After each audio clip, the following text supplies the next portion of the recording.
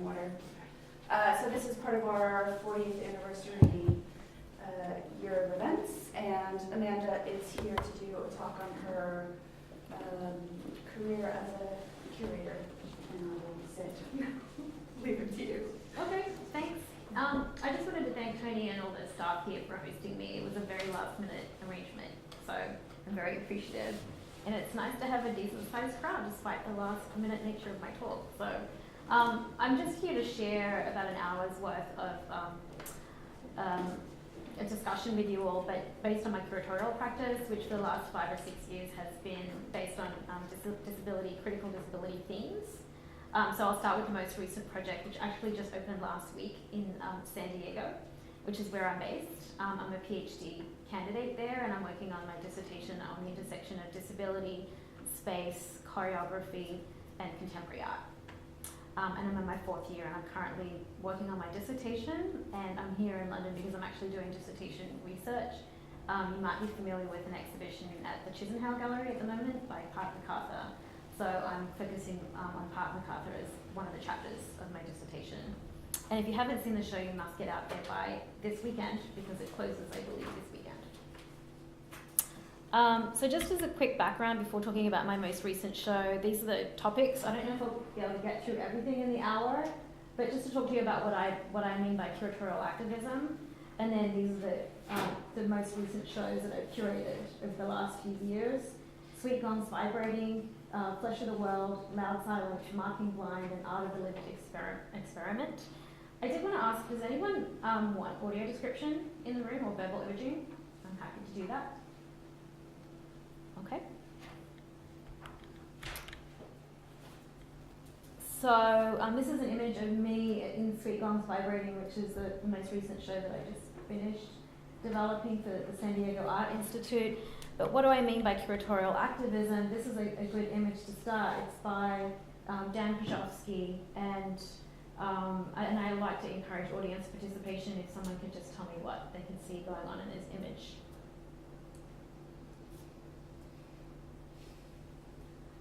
Not painting on an easel, painting on a placard. Yeah, okay. So it's active protest rather than passive protest through an artwork. Yes. Something like that. Perfect. So it's the artist turned into an activist. Okay. So it also speaks something to the nature of socially engaged art practice. I think there's somebody right there. This is an article that I had published a few years ago, which actually speaks to my practice as a curatorial activist. And in these few images here, this is a show I curated in 2004 in San Diego, and it was called Composing Dwarfism, Reframing Short Stature in Contemporary Photography. And I start with this exhibition to illustrate the nature of my curatorial activism, because in this show I had invited 2 dwarf photographers to basically offer a perspective of their bodies, or the perspective of the dwarf body from their perspective. Like they were the ones behind the camera lens, because I was working against images like these that we see typically in art history, where the dwarf is either portrayed as the figure of a clown, like we see that trope over and over again, or in the nude, where their bodies are sort of being spectacularized. So I was trying to work against what I think are very limited, one-sided tropes that we see of the dwarf, especially. And so when I invited Ricardo Gill and Laura Swanson, this is Ricardo Gill here, we literally get a perspective of, well, what kinds of images are they portraying from their perspective. And here is a series of them. This is Ricardo.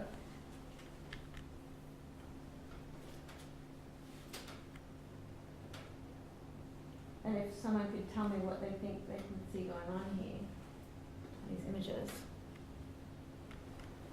So I'd say images taken from head height to sort of address the fact that when we talk about, or I don't know, I'm seeing it as like a discussion about head height and the sight line, and how head height isn't necessarily some uniform average height.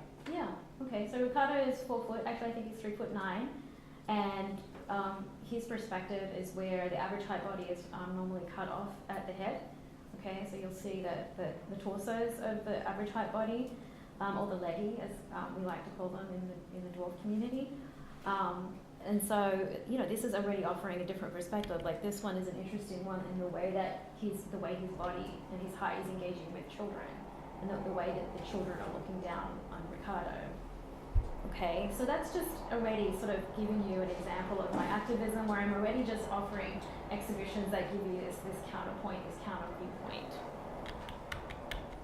So this is the most recent exhibition, and Sweet Gong's Vibrating, and I must say that Aaron McPeak was the source of my, and he's sitting right here in the room, source of the inspiration for this exhibition, because Georgina Klieg, who's a blind scholar based at UC Berkeley, told me about his work, and as soon as I started doing some research on his work, I was very excited by his practice and decided to develop an idea around his gongs. Are people familiar with Aaron's work?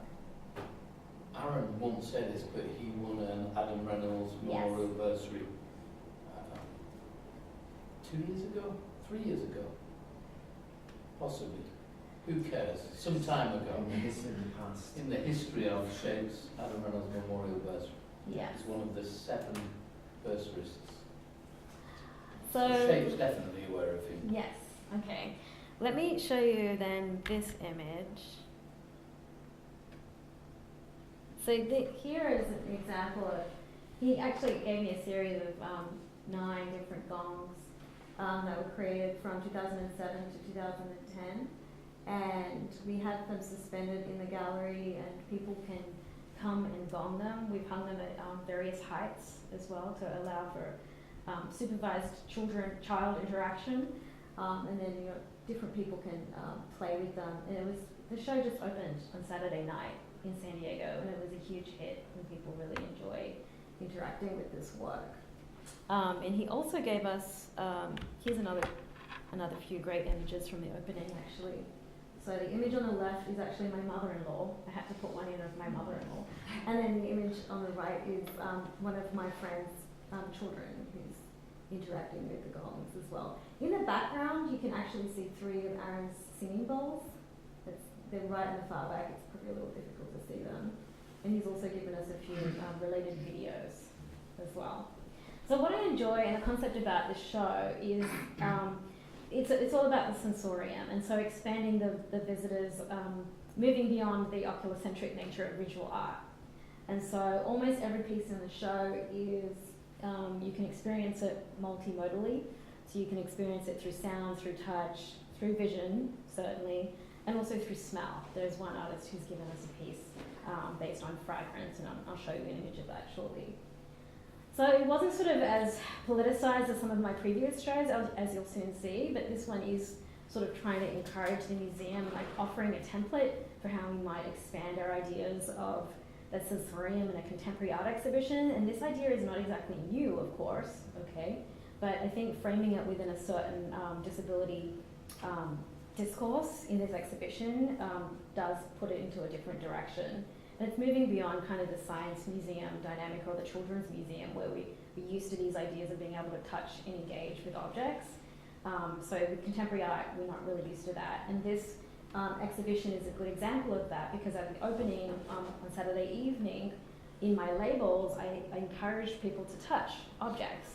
And people were very alarmed by that and would ask me for permission 4 or 5 times. Are we really allowed to do this? And then, in fact, other members of the public became invigilators and would start lecturing other visitors for touching things. And then they said, no, we're and then they engaged in this conversation about the fact that they could actually touch objects. So it was enlightening to see that the way that our bodies have been trained to behave in a certain way in the museum. So the slides are moving a little slowly. This is another work that I commissioned by Boston-based artist Wendy Jacobs. So the vibrating aspect of the title of my show, Sweet Gong's Vibrating, was this piece here by Jacobs. And the wall, you could literally go up to the wall and touch it and feel a vibration of a cat purring. And it was her real cat who had deceased, and so this was sort of a memorial to her cat. And this was also a really big hit in the exhibition on opening on Saturday. And naturally there was a lot of sound-based work in the show. So there's another image on the top right of Aaron's singing bowls. And then on the left here, Margaret Noble from San Diego. These are sort of musical boxes. There's 2 boxes, one facing the other, and it's called a score for conversation, so it's meant to be a stand-in for 2 bodies. And then as you sort of wind the musical boxes around, the scroll turns and you can hear different sounds. And there's often gaps in the sound, like you just won't, there'll be silence, which sort of is a metaphor for the gaps in conversation that we experience. And then the bottom image on the right is by a woman named Anne Gibbs from Cardiff in Wales, and these are beautiful, delicate bone china objects.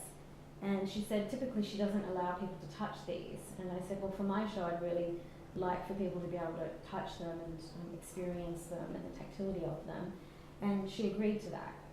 So part of the activism here was that I was also challenging the artists in the way that they normally produce and display their work. And this was definitely stepping out of her comfort zone, but she was excited to do it. And when I explained the concept to her and the theses of being able to access work in much more multisensorial ways.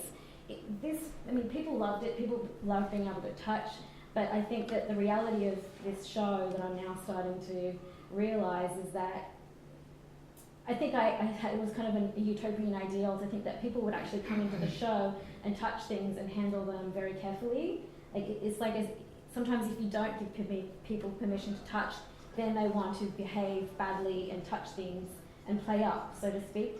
But in here I thought, well, now we're giving them permission, let's see if they actually handle the objects with care. And as it turns out, they're not doing that, I'm being told. They're still sort of, quote unquote, behaving like animals. This is what I hear from the invigilators.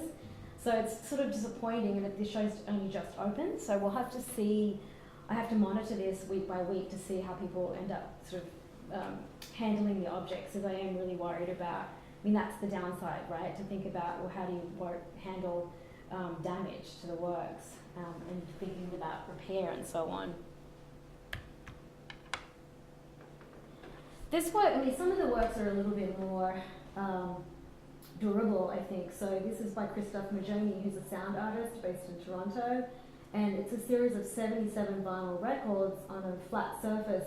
And what he wants to do is encourage visitors to use their keys or coins or any sharp edge and actually scratch up all of the surface of the records. And then on the last day of the show, which is in 2 months' time, he's going to come fly in from Toronto to San Diego and do a DJ set and actually play the vinyl record. So you hear all the sounds that have been created by the scratchings and markings of visitors. So this one should last.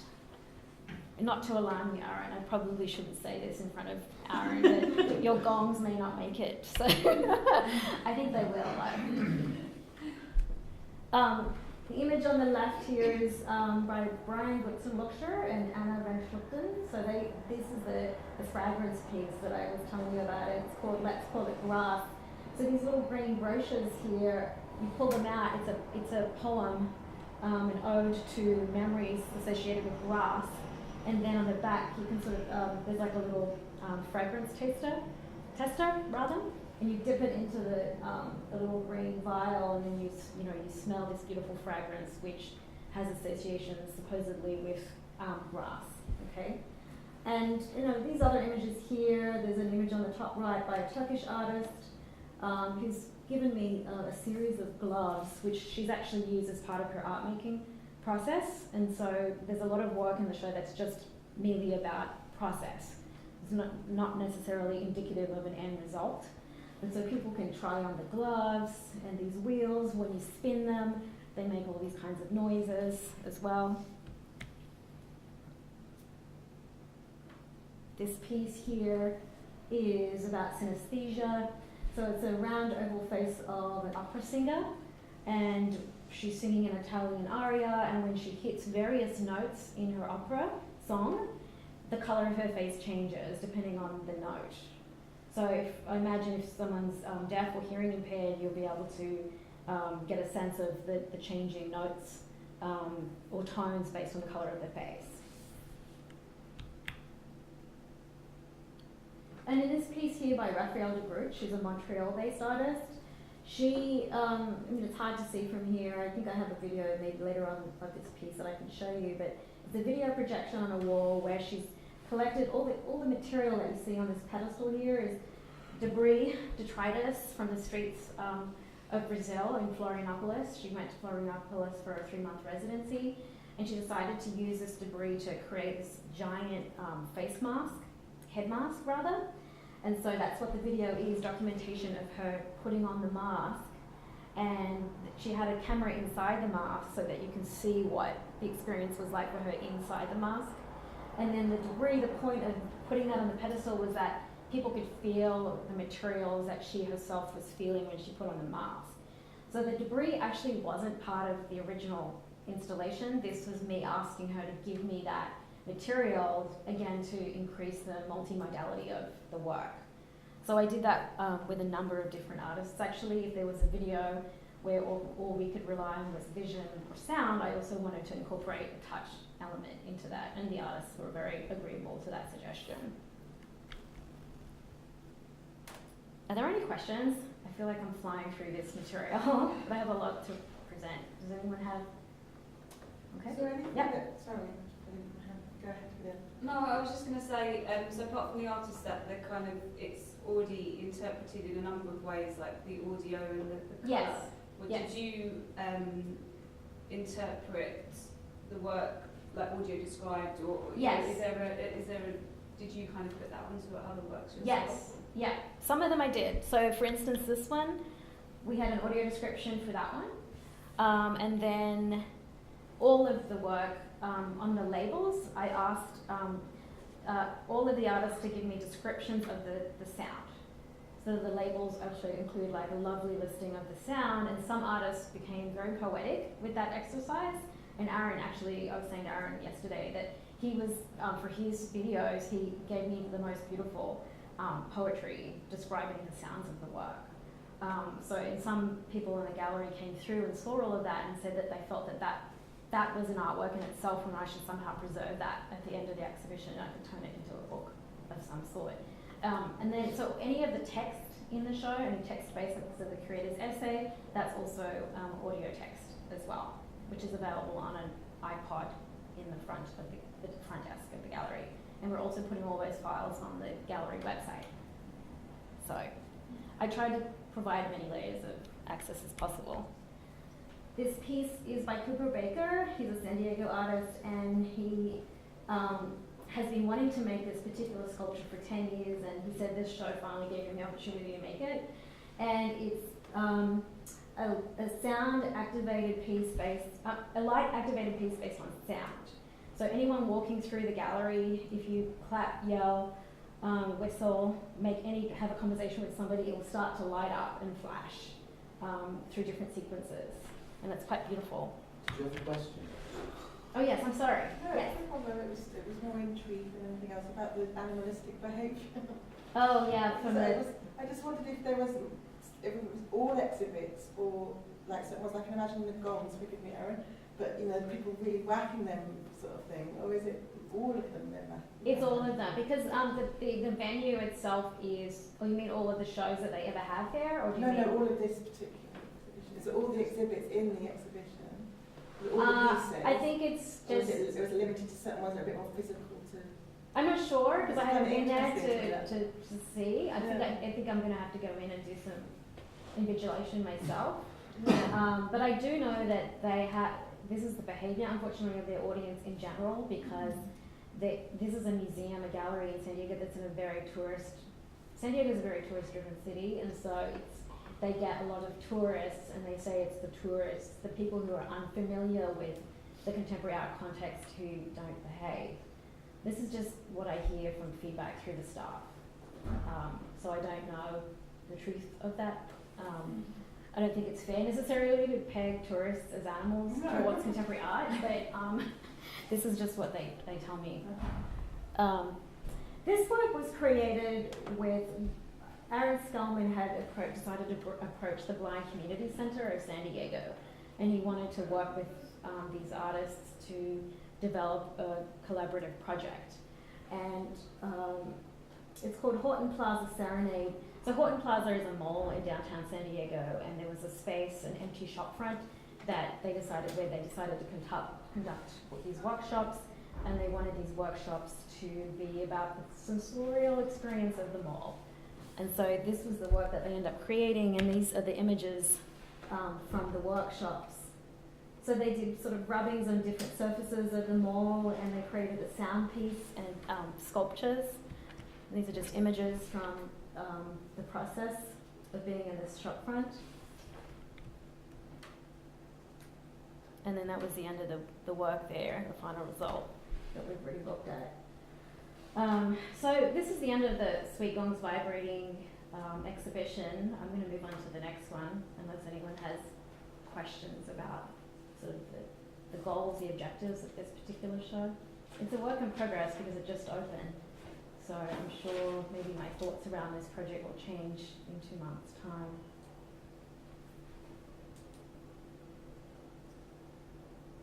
Something that I thought would be interesting to talk about too is the idea of haptic activism.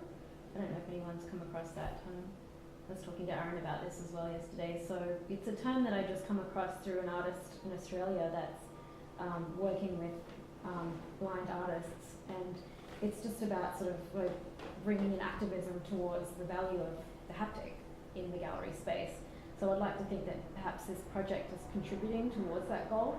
And I'm going to be having a conversation with a few people around that to see if they think that this model is working or successful or not, the pros and cons and so on. So this is the next show that I curated, Flesh of the World, and that was at the University of Toronto last summer. Toronto was the host of the Pan Am and the Para-Pan Am Games last summer. Is anyone familiar with the Pan Am Games? It's sort of like an Olympics, but pertained to the Americas. And so they had this big games, and they invited me to curate a show. They had 3 galleries, and they asked me to curate this very large 24-person show across the 3 venues on their campus. And they asked me because they know that I'm working with disability and the body and so on, and they wanted me to think about the connections between athleticism and endurance and the limitations and the abilities of the body. As you know, channeled through my research, and that's exactly what I did. There's the listing of artists, some of whom may be familiar to you. Catherine Arinello was in the show, Aaron Williamson, and Naomi Lackmeyer was also in the show. So, I mean, these are the key terms. I decided just to sort of use this term by Merleau-Ponty. Is people familiar with the philosopher of phenomenology, Merleau-Ponty? The flesh of the world is a term that he developed, and these are the terms that were of interest to him. He was trying to trouble these terms. So nature, normal, form, behavior, disorientation, leading towards reorientation of what is normal, what is a normal movement, what is normal gesture, what is normal, so-called normal form, and so on. So I tried to sort of incorporate works by artists that were also exploring and troubling these ideas. And this image is the one that sort of motivated me in this project. Is anyone familiar with this image? It's a famous image of protesters from a grassroots disability activist organization called ADAPT. And they, in 1990, decided to get out of their wheelchairs and crawl up the steps of the Capitol building in Washington, D.C. Because this was during the time when the Americans with Disabilities Act was going to move forward. And so through their behavior, they were able to sort of get a lot of visibility and attention and move the policy forward. But they were making a pretty radical statement that the way that their bodies were disrupting space, there was no ramps. So this is why they were crawling up the steps of the building. So I enjoyed this image because I liked the way that the disabled body was breaking, the taboo of the disabled body was disrupting space and causing a lot of trouble. And this is also another great film. Has anyone seen this? Goodbye, CP, by the Japanese film director Kazuhara. This actually predated the 1990 protest. So this is a man who has cerebral palsy who is a wheelchair user, and he got out of his wheelchair and just was walking across the street, or crawling across the street in intersections and so on, in his hands and knees, and he would often say, "This is faster for me than using my wheelchair, and I also want to make a statement about the fact that I can use my body in different ways in public space. So this is just a sampling of different pieces in the show.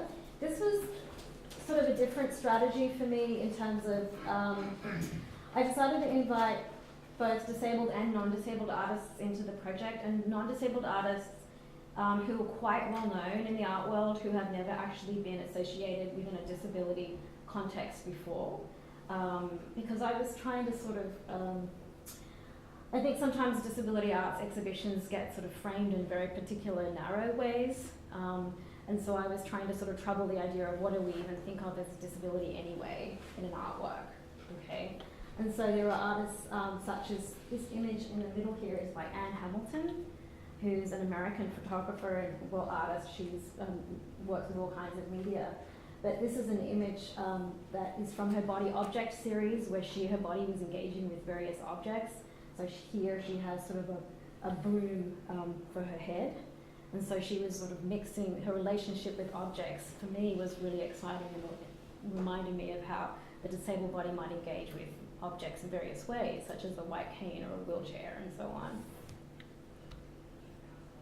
Here's a few more examples of different artists. The image on the top right is one I'll point out by Stellark, who is a very well-known Australian artist. Are people familiar with his work? He's famous for his ear on arm project. He actually grew an ear in a petri dish and then decided to surgically attach it to his arm. And he's now trying to get the ear to actually hear as it would a human ear on the side of your head. So again, I was interested in trying to think about what does Stellark's work mean in the context of a disability arts exhibition. This work is a good one because it was the entrance to the show. So you would open the doors to the gallery and this is the first piece that you see. And it's by actually another British artist, Helen Dowley. Has anyone come across this one before? It's called Breaker. So it's, kind of reminds me of Goodbye CP, because this piece is Helen's brother has cerebral palsy and he loves to breakdance. And so she decided to film him breakdancing, and she invited a professional breakdancer to come in to the dance studio and work with her brother. And she sort of tried to reverse the power dynamics of the instructor and the student, because she asked her brother to actually be the instructor and the professional breakdancer was the student. And so the professional was trying to imitate the form and the movement of breakdancing from a perspective of one with cerebral palsy. So again, this is why I'm thinking about questioning normative, so-called normative movement and gesture. So many of the pieces also had an interactive component. There's many pieces to show, so I'll just skip through most of them. But this one here was called the Seatbelt series from Maori Baden from the late 1960s, early 1970s. And this is an example where I'm actually using it, so you kind of strap yourself into this seatbelt piece, tied around your waist, and then you end up sort of walking around the gallery space in these rotating circles, but somehow your rotation is interrupted by various objects. This one you can't see it, but he would put like a concrete block in your pathway, so you would have to sort of move around it and negotiate it. So it's just a way that thinking about how I was trying to enforce a body to negotiate space differently through these various installations. To think about, well, how would a disabled body negotiate space differently? How am I going for time? You're all right. Okay. This one here is Sarah Hendren. She's from Boston. She created these body socks, and again, it was another way you could engage with the show. You could put on these body socks and go out in public and create different forms and gestures with your body. And this was a fun one because I enjoyed the way that this particular person was engaging with the sculptures in the sculpture garden. So this is the woman that I was telling you about earlier, who finds all these objects and creates these sort of giant costumes for herself, covering over her head and face.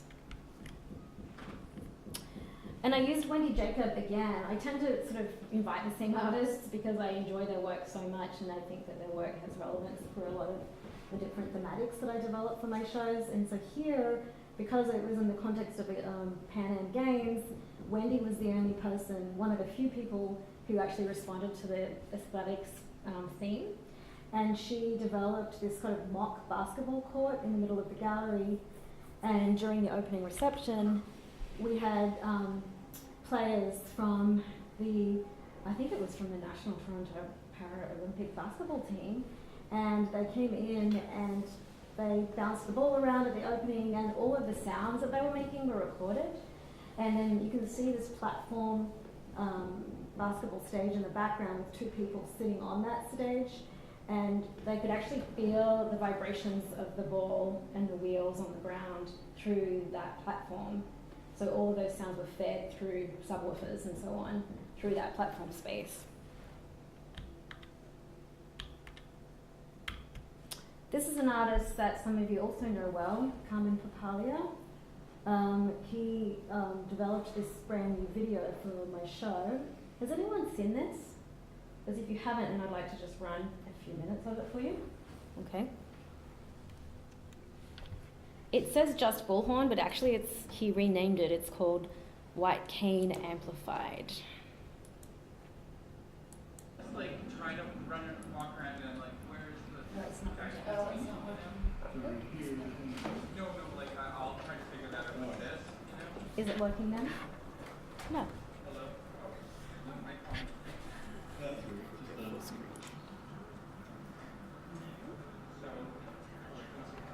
Hello? I'm trying to find my clip on the back, I think. What? This? Oh, you can? Oh, perfect. How do you do that? I don't know. Oh, I think it's to do with the settings. okay.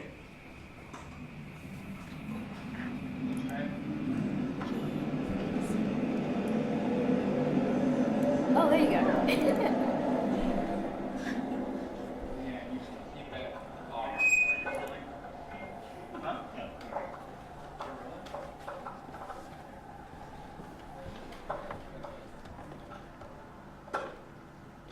There you go. Hello. Can you hear me now? Oh yeah, you can. Oh yeah, that's perfect.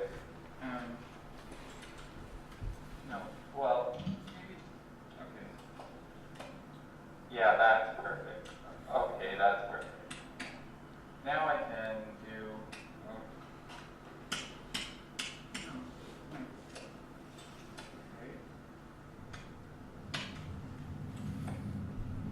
Really?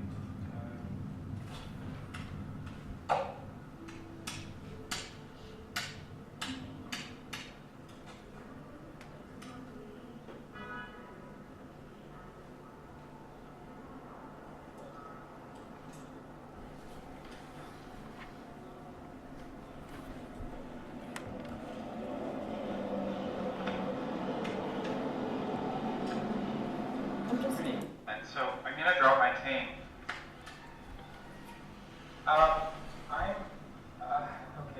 I'm visually impaired. I'm blind. I don't have my white cane. This is actually what I'm using to get around. So sorry, I hear someone in front of me. I'm visually impaired and I don't have a mobility device right now. I'm using my voice.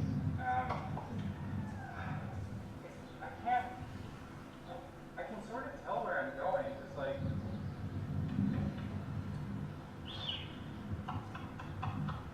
I'm trying to get around, I think I need some help getting around, maybe some assistance. I can hear that there's like a street coming up, and a street next to me. Okay, maybe I can get some help crossing the street. White cane. Okay. I need some help. I need some help crossing the street. I can't.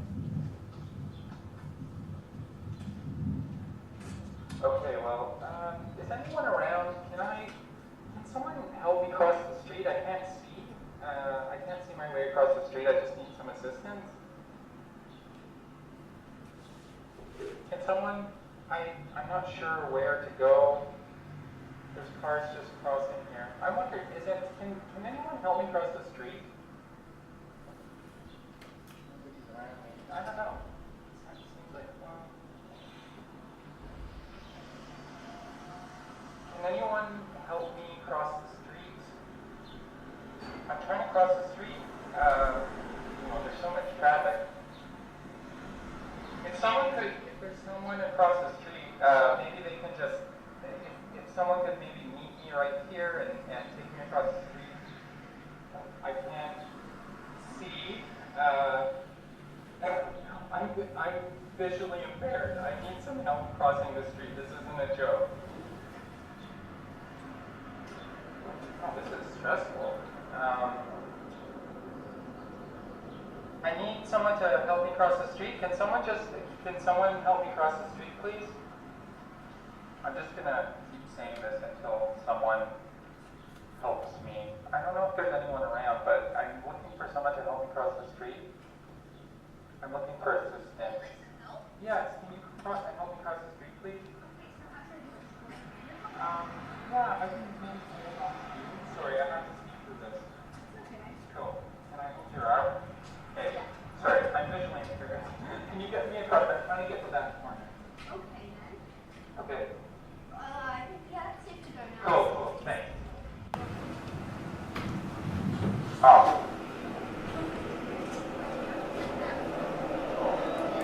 Okay, so I'd be interested in having a conversation with you all about this piece actually, but the way that I sort of wrote about it for the show was that, I mean, of course, so Papalia decided to abandon the white cane and replace that with a bullhorn, so that he's actually verbally describing his blindness instead of using the semiotic of the white cane, visual signifier of the white cane. He said that he actually really dislikes the white cane because it automatically marks his body within a narrow perception of blindness, and so he felt that he wanted to be more empowered by using the bullhorn to actually verbally describe it to people. But there's another side to this work, which is that, in fact, I think it makes him very vulnerable in this situation because he's relying on other people instead of his object to navigate space. So it's very complicated work, I think. There's a lot more to be said about it. I wanted to run it so that you could see that, it took him some time to find people who were going to help him. And there were these young boys that would be, 10 years old maybe, or a little bit older than that, young teenage boys, who eventually did help him. And the rest of the video is only halfway through, but then he doesn't find anyone else. He just continues to run on where he's sort of walking through space using this bullhorn. Are there any comments or questions before I move on to the next? It seems incredibly disempowering. It does. I mean, for him, he sort of thought he might try it as an experiment of empowerment, but I would definitely argue that. Yeah. It's like shouting for help. Right. So it's sort of signified to me something, screaming for help really, shouting for help. Yeah. And in a place that is devoid of people because Exactly. of the nature of the architecture. Exactly. Yeah. The proposition that American and Canadian cities are Yes. constructed for cars, not people. Yes. And this is in Vancouver, where he lives. So, yeah. Okay. How do I get it back to? Let's see. Maybe this will work. You get a megaphone and you shout really loudly.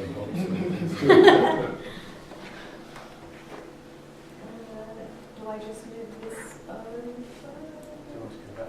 Yeah, that'd be great. Does it help me?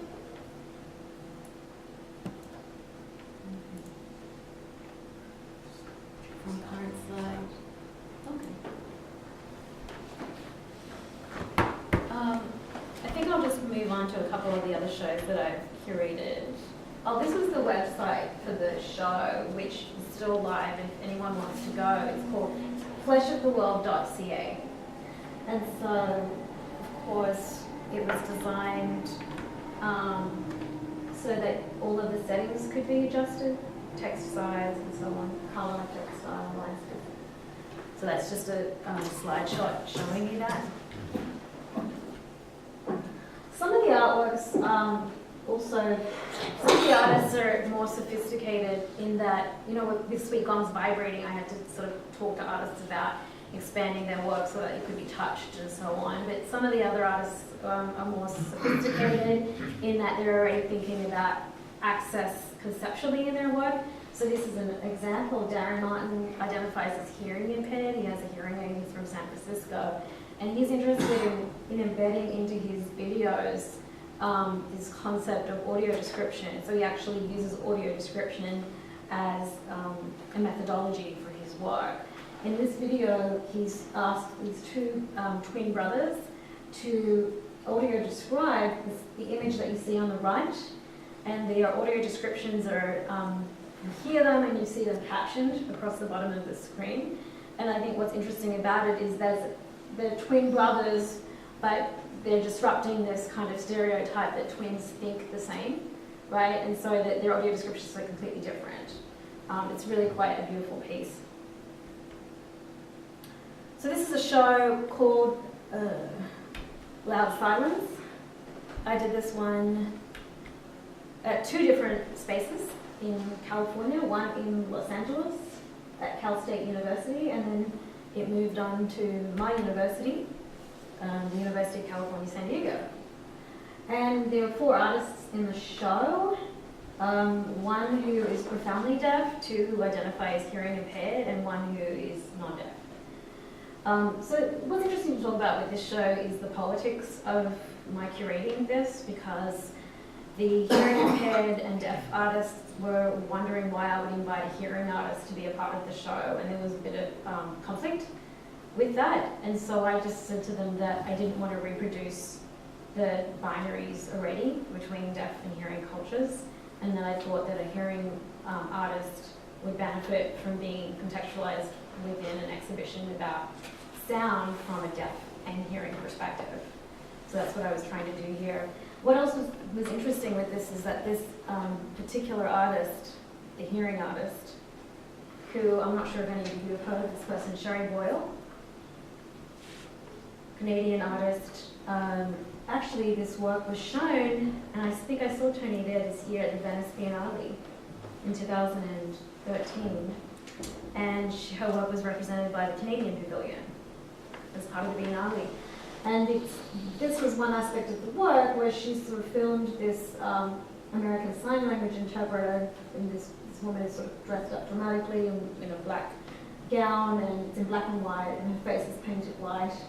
And what she's signing is a manifesto about deafness and deaf culture, and how deaf people are often left out of mainstream culture and so on. This is what she's signing. And she decided to leave out captions in this for the benefit of a hearing audience. Purposefully, she wanted to antagonize her hearing audience so that they might have a feeling of what it means to be left out, right? So this is reversal of access in a way. But when it was shown at the Venice Biennale, Sherry said it was sort of a bit off because she actually ended up alienating even the deaf audience of Italy, because Italian has their own sign language, so they weren't able to understand the American. Canada also uses American Sign Language, by the way. So there was sort of this, I think that was just missed by a lot of different people. So she welcomed the opportunity of being in this exhibition because she had a brand new audience, and many which I had many deaf visitors, so she was excited by that. But then she had dissension from the other artists in the show who really were unsure about her. And I've had conversations with other deaf artists about this particular piece too. Some find it problematic. So I haven't been one to really shy away from basically putting these artists into my shows in order to have these conversations, which I think are really difficult.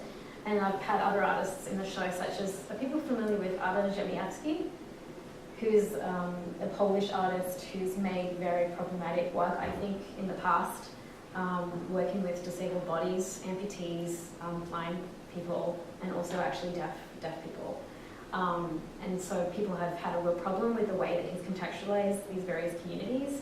And I've incorporated their work, some of his work, into my show in order to have these conversations. Okay. Is he a disabled artist? No. Oh, okay. Yeah. And that's part of it, right? And this is what this conversation is about too. is like, is the identity of the artist, does that matter? Or is it about the work? And then it's also about me as the curator and my identity. Does it matter that I identify as physically disabled, but I'm not hearing impaired, even though I have knowledge of American Sign Language? I studied for 1.5 years, so that makes me part of deaf community, according to my deaf artist friends. So there's an element of trust attached to that as well. Are there any questions about this? There's some more images from the Sherry Boyle piece. This is when it was shown at the Canadian Pavilion in Venice. This image on the bottom is the Canadian Pavilion. Was it physically accessible, the Canadian? I think so. Is it? Okay. Yeah. It's a huge amount of the pavilions are not wheelchair accessible. Yes. It's quite dark, isn't it? The image on the screen. I think if you just move the mouse, it might get nicer. That makes it worse That- for yeah, that some helps. people, but Oh well. Oh, there you Okay, so these are just some installation shots of some of the other pieces in the show. Actually, this is a better image of it. This one again is Darren Martin, and he said with the use of his hearing aid that he struggles with hearing sound in the corner, like the acoustics in the corner space of a room he has trouble with, and I'm not quite sure of the sound dynamics of that, but he said that corners remain elusive to him, so therefore he's absolutely obsessed with the architecture of corners. So he's created the trope of the corner and created all these sculptures and then photographed them, and they're like sort of floating in space because they sort of remain this ideal, so-called ideal for him sonically. Christine Sun Kim is the profoundly deaf artist that was in the show. People are familiar with her work. She just had a solo show at Carol Fletcher. So she gave me some of her scores. So she's created these really sort of idiosyncratic scores, musical scores, as a way of developing a visual language around sound. And she incorporates the physical movement and gesture of sign language in her work, in her scores. And so she uses is there any musicians in the room? So a musical state is like 5 lines apparently, and that she uses 4 because that is the score in sign. This is just like very slight differences here. And then she's interested in the P, like the piano, which means softer. This one is like a very obvious sort of like sign, gesture sign. And here she is performing. She develops these really elaborate performances. I'll just quickly talk about this piece by Alison O'Daniel. Is people familiar with John Cage's 4 minutes and 33 seconds? So it's sort of very seminal, the silent work from the 1950s where Cage, I wonder if I have a picture, I do. There was a performer who went to the piano and sat for 4 minutes and 33 seconds of silence, who was trying to encourage the audience to think about the sounds, the everyday sounds around us. That was the composition, the sound of the piece. And so Alison O'Daniel actually reconstructed the entire performance on a video, on a film, and she was interested in contributing more sounds to that work from a hearing impaired perspective. So she was focusing on some sounds more than others, and there were also many gaps, like she didn't provide any captioning either. She was also trying to reverse the role of the idea of access here to benefit the deaf audience as opposed to a hearing audience. So there's just some more shots from the recreation of this performance.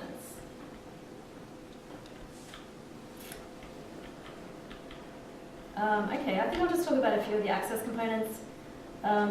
People familiar with the Whitney Museum of American Art, they have a blog, which is a video blog, and Christine Sun Kim, in fact, used to work as a tour guide and give tours in ASL of every exhibition that the Whitney would put on. And they realized that having ASL tours once a month wasn't really adequate for their audience, and so they decided to put it as a blog online so it was permanently accessible. And I thought this was a really brilliant model. Apparently it's hugely successful. They get thousands of people that go through this website. They said they don't know how to track it though in terms of if it's deaf or hearing, but in the end they said it's a mode of access and that's what we're happy with. So I decided to try and imitate that for loud silence. I thought it was super important for me to address that.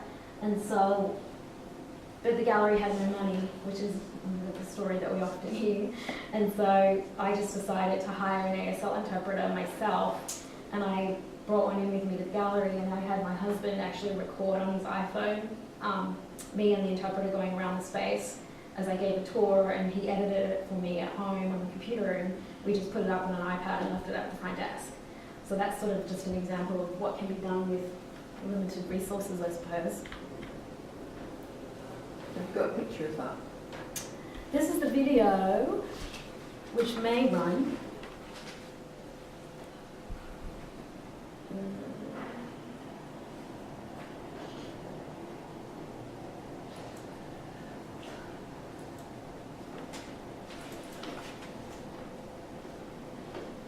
This one. Hi, my name is Cachia. I'm the curator of this exhibition named Loud Silence. This exhibition is being presented at the Grand Central Arts Centre from September 6th to December 6th. And it includes the work by 4 contemporary artists. Their names are Sharon Boyle, Chris. So, this version is not captioned, but I also had it captioned. But that, I mean, it's, I think it's not the greatest quality, but it was something that we did anyway, and we also put it up online. So, do you want to watch any more of this, or are you good to go?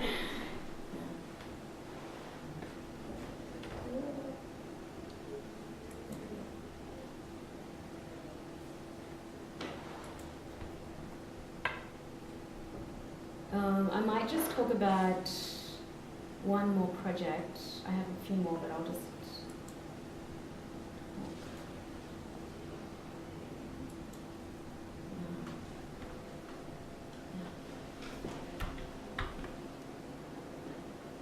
I did this, I'll just talk about this one really quickly, Marking Blind. So I decided to,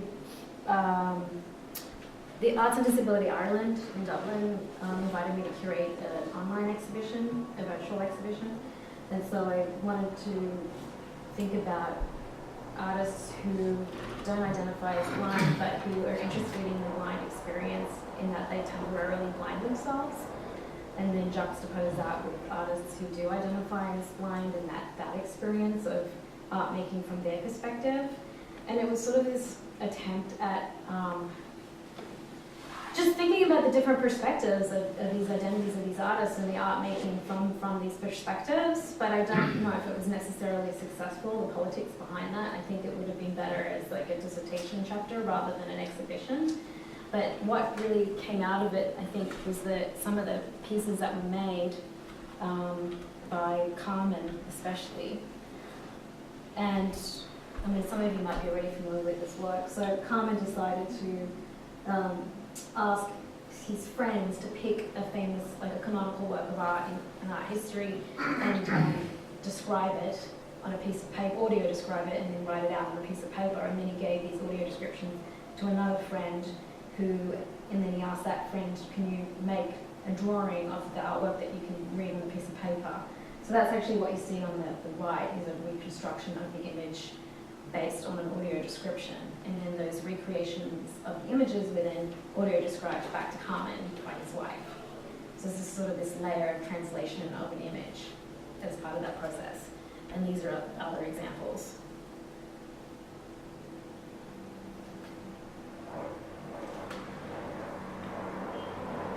This is James Ensell's Christ's Entry into Brussels.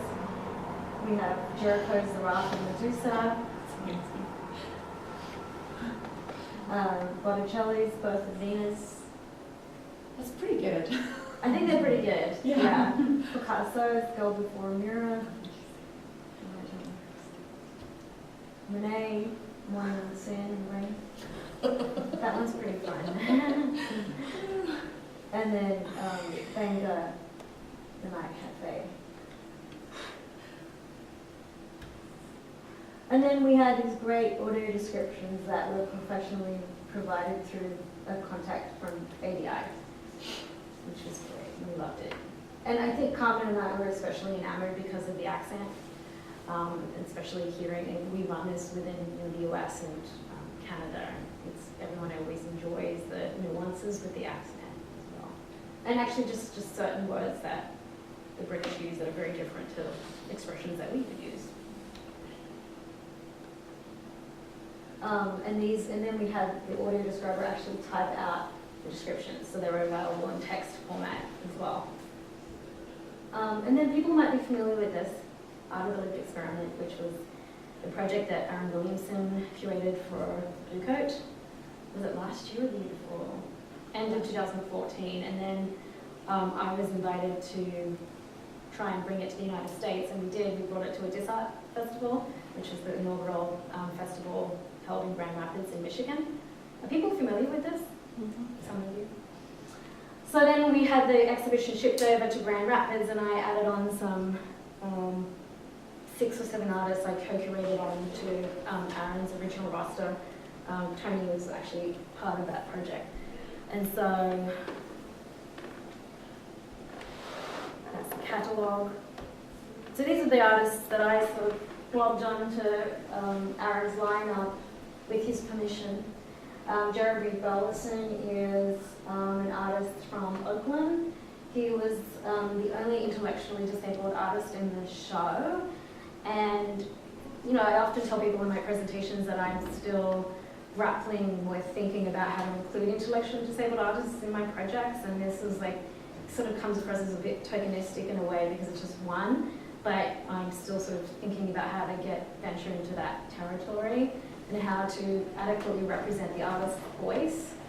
I think there's a sensitivity around that because there was a project in California a few years back that was all about intellectually disabled artists, and apparently none of them were consulted with. The work was just picked by these curators, and they weren't invited to the opening, and they had roundtable discussions in which none of them participated, and so there was this sort of real I don't know, I think it was really problematic. People in the Berkeley community were outraged.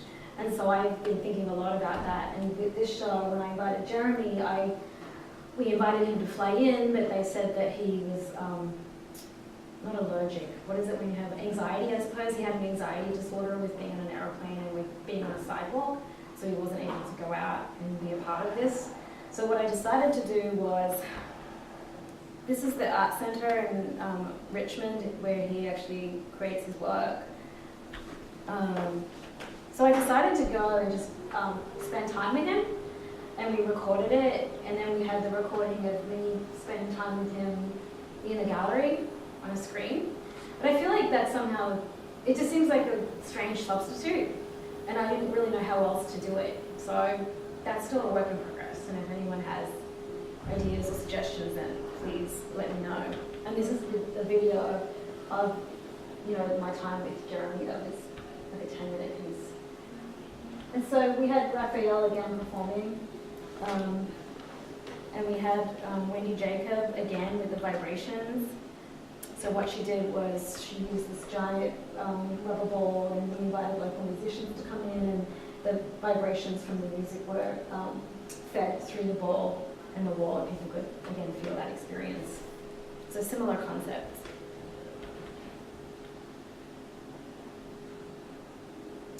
And then Laura Swanson, who I've worked with multiple times as well, gave me a series of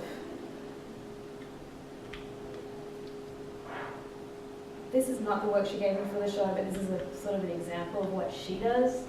She likes to sort of point out, she's 4 foot, and she likes to point out she has achondroplasia, which is the most common form of dwarfism. And she sort of likes to point out through her images how her body fits or doesn't fit in public space.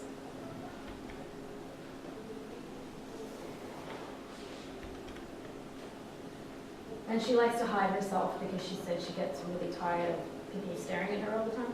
So a lot of her art is just sort of creating these masks.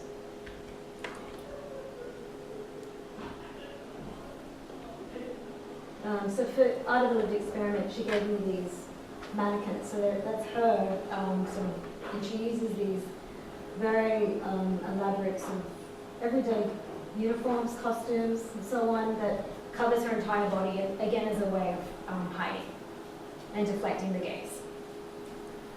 I think I'm going to end it there. If anyone has questions for me or conversation that we'd like to engage in. Yeah, tons of things really, but I mean, it's certainly as a curator looking at the bigger picture, you mentioned there was an exhibition of deaf artists, and then you're including a non-deaf artist caused a problem. I mean, Aaron Williamson often talks about the kind of the disability artist ghetto. Yes. That it's there doesn't seem to be a ladder for us to climb out of that at the moment, whereas in other sectors, or marginalised sectors, there are ladders being dropped in. And could you give us your take on that? I mean, there are a number of problems there with that area, but what do you consider to be the most important? Well, I mean, I'm doing this work, and then we were just having this conversation yesterday that I do feel like I'm often giving these presentations where I'm already preaching to the converted. And so now I'm actually really trying to be strategic where I'm going to spaces that have no familiarity with any of this material. And that's part of the activism in a way, that because I'm a freelance curator, I'm dropping into these institutions that really have no idea of how to be accessible. And so that to me is like the ladder. I mean, it's kind of a pain, to be honest, because I'm having to train people constantly. But if someone has to do it, and that's part of my job, then that's what I'll do. So it's really about trying to be strategic about the contexts and where, anything. So it's like where the type of venue, the type of show that I'm curating, the type of venue that I'm showing my work as a curator, the types of conferences that I'm attending, the types of panels that I'm organizing.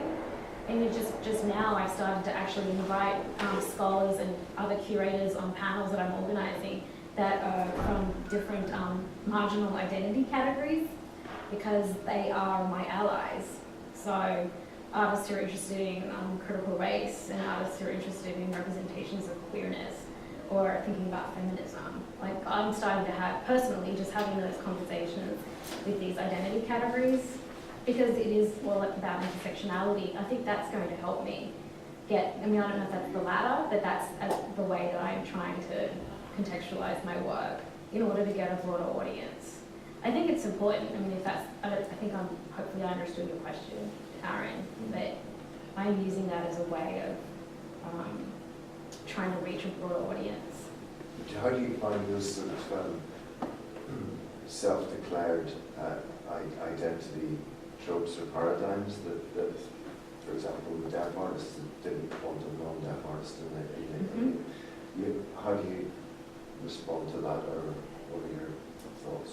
I mean, I think it's just important to acknowledge. I would just acknowledge it, and I talk about the difficulty of these categories and these binaries in my writing and my dissertation and so on.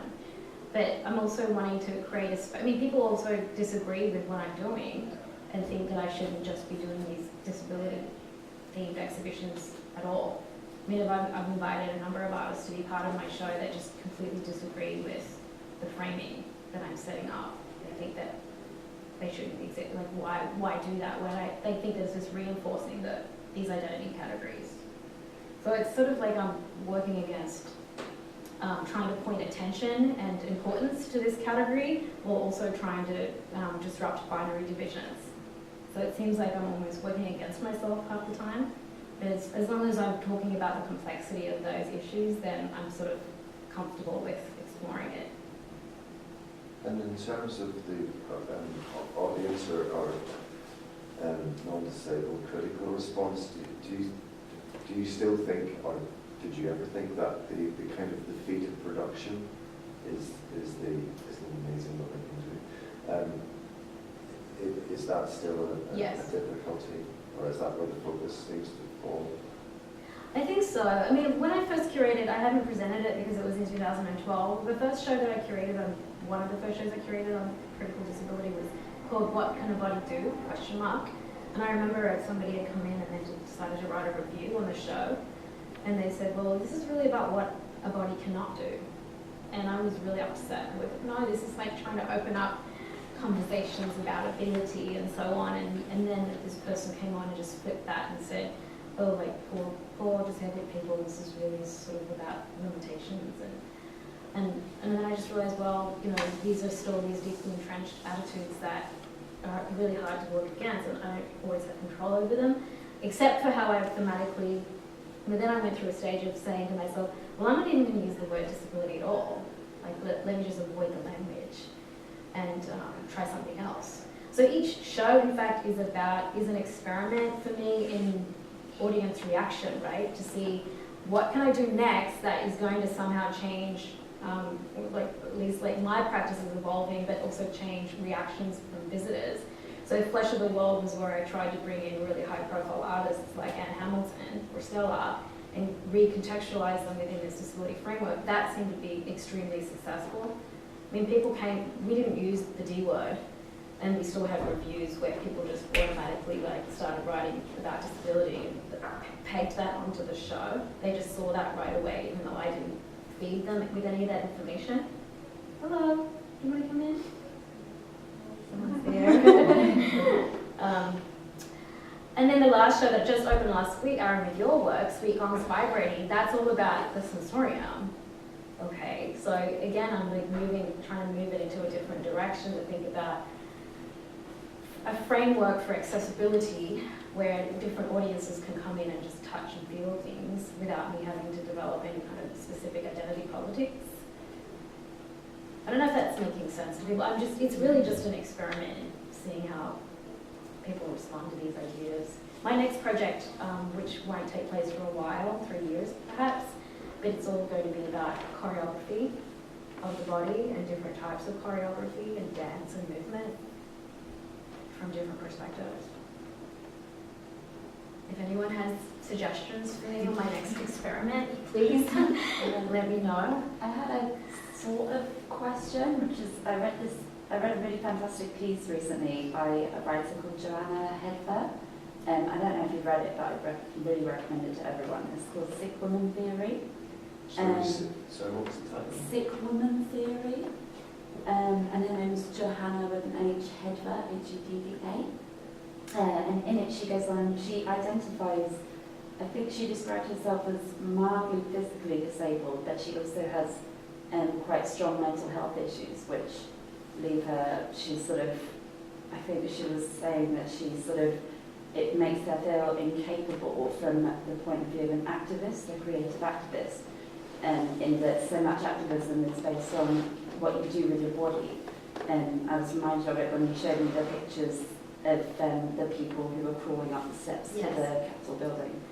And it is so much about literally embodying activism that when you, especially for reasons of mental health issues, say anxiety or depression, when you can't leave your bed like her, she feels very excluded from a lot of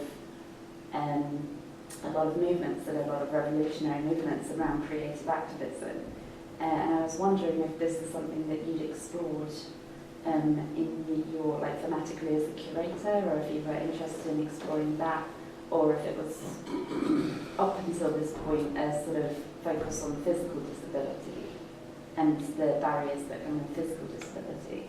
It's kind of a combination, I would say. My dissertation is actually attempting to address these issues, so I'll have to get the name of this person when we're finished. Yeah, I wanted to recommend it to you without being like, you should read this. Yeah, it's that really sounds fantastic. good. Yeah, that sounds great. Yeah, thanks. I was thinking about Aaron talking about ghettos, and of course, we don't put ourselves in ghettos, other people don't they? It's a convenient way of marginalising people. And I think that fine line is really interesting between creating the dialogue. So be brave and stick to it, I would say, because I think I think there are really interesting arguments on both sides I agree. of artists who, I mean, as interesting, Christine, you know, who emphatically says, I'm not a disabled person. Yeah, she's, You know, well, sorry, love, you are. yeah, Because that's how the world sees you. yeah, So you might not define. It's right, not about how we define ourselves. It's about how the world defines us, right, how the world sees us. That you can never win the battle against the way people perceive you. I think there's something to be said though about the way that you present yourself to an art world strategically to get into certain doors. She just gave a talk that I witnessed in New York a few weeks ago. And someone in the audience, there was quite a few deaf people in the audience, and so they asked her, what do you think about, are you a spokesperson for the deaf minority? And she said, I don't know. She kind of didn't really like that question, and she kind of avoided it and said, I'm just trying to make my work. But I've kind of been put in this position where I'm now a rep for the deaf. And she felt really uncomfortable with that. And I've often asked her, you know, your work is quite political, what do you think about that? She said, no, my work is not political at all. And so that's my common experience with many of the artists actually who, you know, they just kind of don't want to have any association with disability and the D word because they think that it will ghettoise them and not get them through certain doors. And so whatever Christine's doing, I don't know exactly, you know, this rhetoric that she's created around her practice by disassociating from disability, I don't know if that's what is helping her get through the door of certain avenues in the art world. I can only sort of ponder on that, I guess. I think the art world sees it as a phenomenon, so they're really interested in the fact that she's deaf. Yeah. And that she's dealing with sound. Yes. As a deaf person. And it's a similar cul-de-sac that somebody like Sue Austin's got into with the concept of underwater wheelchairs, which is it becomes a phenomenon for non-disabled people who think it's marvellous. Right. Not from an artistic point of view, but from an overcoming barriers point of view, while still being beautiful. Right. I think there's an issue as well around like internalized marginalization, like for example internalized sexism where it's not your fault if you can't get into, you know, a man's world job or something if you're a woman, but then there's sort of the activism around changing those things. There's a lot of nuances there. Maybe I'm not phrasing it very well, but there's a sort of difference between what you defined by society as, and I don't think that there's a binary between self-definition and society defining you, because I think that there are nuances in terms of like you do marginalize, you do internalize these things. Like, you know, I'm a woman, I'm a feminist, but I'm still sexist because of the way that I've been socialized, and I can't help it, and I'll always be working to improve myself on that. But it's still going to be there, so it's sort of like a spectrum rather than a sort of like black and white. Yes, absolutely. Agree with that. So, just say that it's been my experience when I talked about trauma and mental health in my work in a more specific way, that in terms of, as you say, the writing about the work, that it does get put in a box, and that I really do object to that box, which is why I tend to not write about the work in that way, and I do not construct the work in that way, because I don't want the work to be put in that box. I don't want it to be patronised, and that's the difficulty with this whole area. Yes. So, I don't know about... It's hard. I mean, I feel like sometimes my work is still patronised. It's really difficult. Yeah.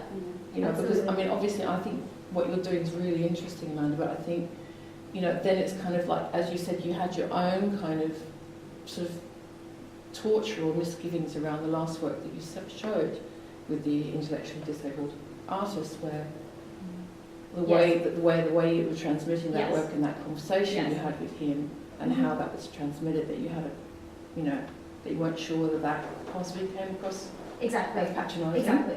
So it's a very, very complex area.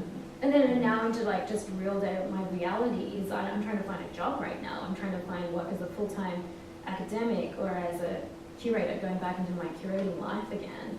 but where I want to be able to do this work in my job, and then what do I write in my cover letter? Do I say I self-identify as a disabled person? Is that going to have my application thrown out? And you know, I can honestly say, speaking from many other art historians who have this experience, they said you don't want to peg yourself as the disabled art historian.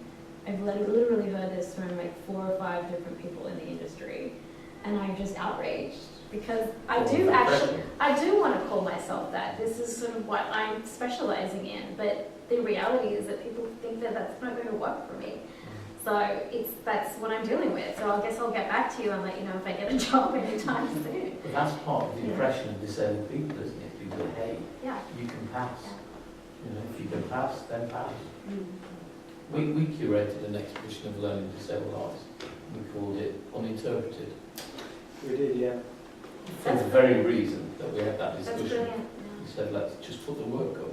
Very nice. So it was called Uninterpreted. Very and all nice. the work was, people were looking for the labels and there weren't any labels. It's good. I'll try that. You heard it here first. I'll acknowledge shame. Yeah. But there's this sort of misconception that things or attitudes are ever improving in the West. We talked about, with Carmen also, talked about the difference between the UK and the United States and Canada, that he considered things here to be in that area much better. But I'd be interested to hear what other people think. But for my money, 2010 would mark a kind of a decline in things, whether it was an introduction of the Equality Act, which chucked everybody in the same bucket, or whether it was a change in government, or both. But for me, I could go over diaries for the last 10 years, and things have got, in my view, worse. But it'd be interesting to hear what others have to say about that, whether I'm just too bitter and twisted and chips and shows. But how do you view that in North America? That shift in attitude? Yeah, I think that, I would agree with Carmen, and it depends on what you're talking about exactly. So, and I think the US is there's no public arts funding especially towards disability. Whereas here it seems a lot better. The fact that I'm sitting here in an organisation called SHAPE, that doesn't really exist in the US. I'd love a SHAPE in the United States, so that would be lovely. Just doesn't exist. They have one in Canada called Tangled, which some of you might be familiar with, which is brilliant.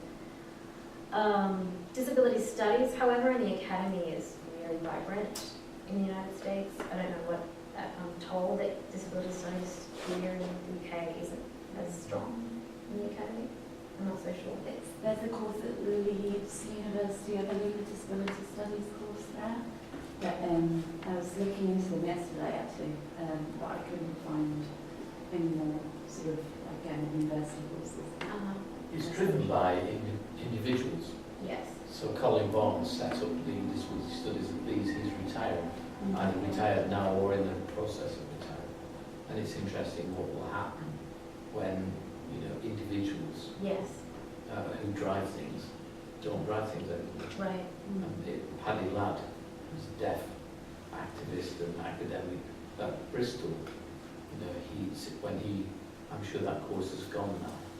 I think it declined when he left. There's also Richard Sandell, who's at Leicester. Are people familiar with it? Research Centre for Museums and Galleries.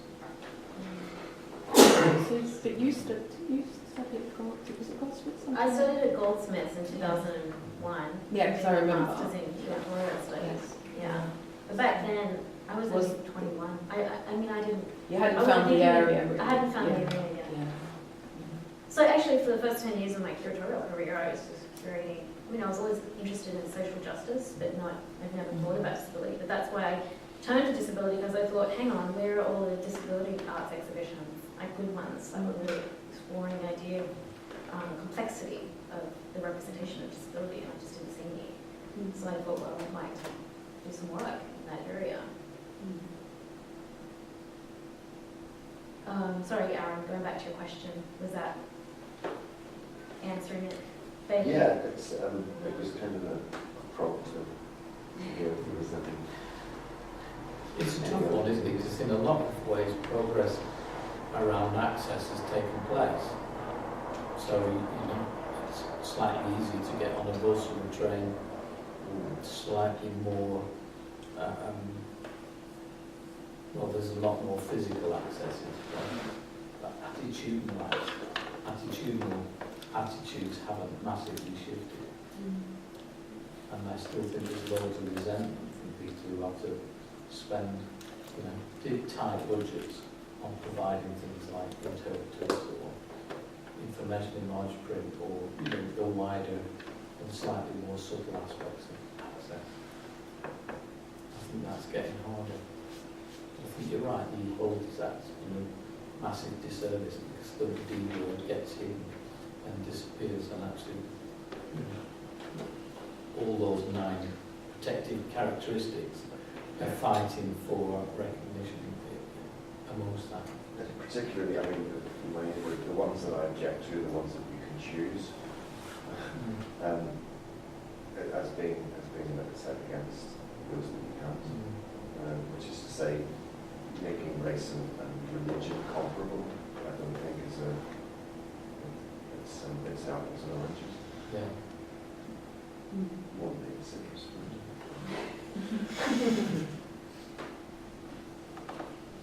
Just remembering, there was a conference last year in Birmingham at the Mac Centre, and we had this, I think I was on a panel, wasn't I, where we talked about, should we be using the like for myself, like should we call ourselves disabled artist, or I was talking about should I call myself a disabled curator or just a curator, and the politics around that. And didn't we have a vote or something? Do you remember that?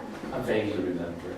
There was a vote, I think that, you know, they had all the audience in attendance vote whether we should have it or not, and I can't remember which side won. So we were all advocating for very different things. It was pretty split, I think, in the audience around the problematics of that. But to know that, you sort of mentioned passing before, but you know, certain artists use the word very strategically for different things, like funding especially can be very useful to use the D word in certain contexts. We see it all the time with the Adam Reynolds bursary because it's for a mid-career disabled artist. And a lot of people will say, well, you know, I've got this, does that count? You know, would you see me? I don't really identify boards. So we have that discussion quite a lot with people. And the shape board is open to disabled and non-disabled artists around a disability-related theme. And again, it's a way of getting to people to engage around themes and how the work is created or presented within a theme rather than an identity. Right.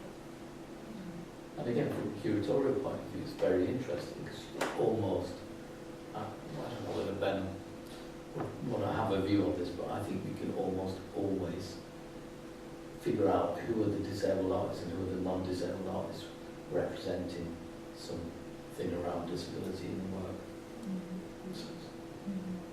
It's not around quality, it's around subtlety of approach to subject. Yeah, I mean, I guess I have my own coming out story because people, when I started doing my disability-related work, people would say to me in the art world who knew me before that, was like, oh, I never knew you were disabled.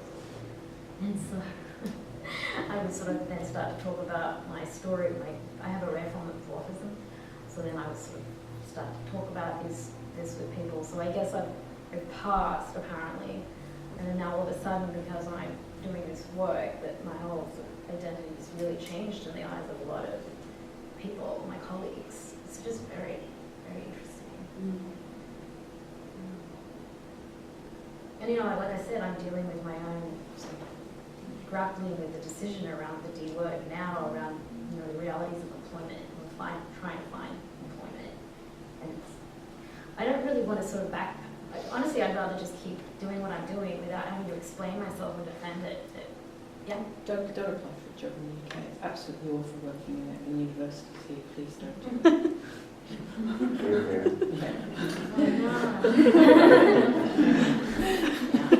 Maybe I should go back to Australia. Australia or American style. Yeah. I love the way your accent, because I remember your accent being much more Australian. Oh, And now now it's not. kind of gone completely sort of in the Yeah. middle. Yeah. You've got the transatlantic. Yeah. It's Yeah. great.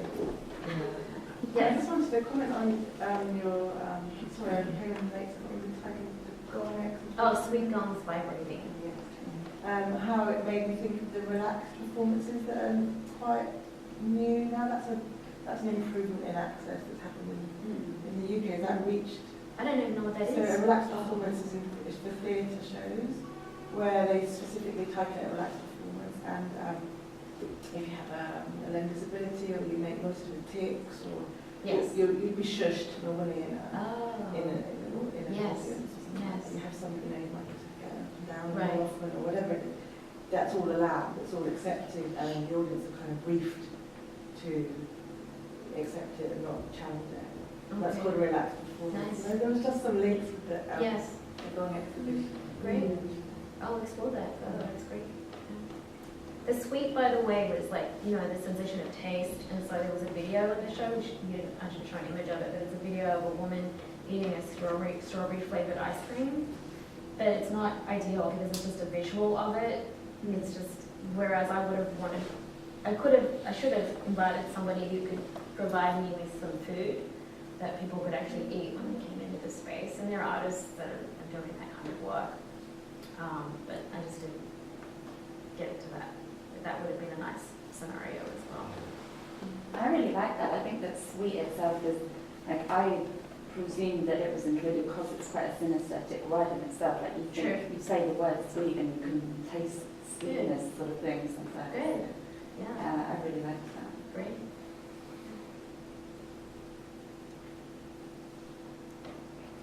Right, I think we'll wrap it up, Great. even though we could talk to you all afternoon. Thank you very much. Yeah. Thank you.